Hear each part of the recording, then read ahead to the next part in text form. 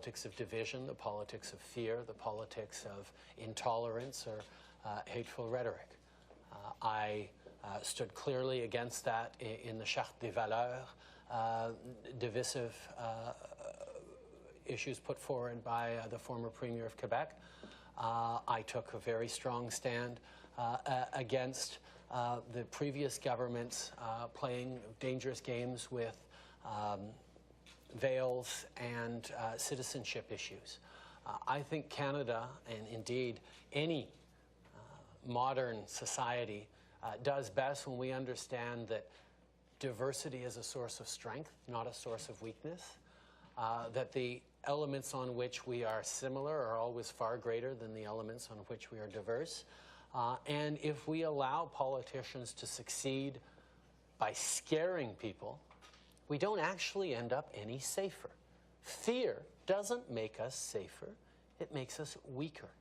And at this time when there is reason to be concerned for security around the world and here at home, we need to remain focused on keeping our communities safe and keeping our communities united instead of trying to build walls and scapegoat communities that, I mean, to talk directly about the Muslim community, they are predominantly, they are the greatest victims of terrorist acts around the world at the present time. And painting ISIS and others with a broad brush that extends to all Muslims is not just ignorant, it's irresponsible.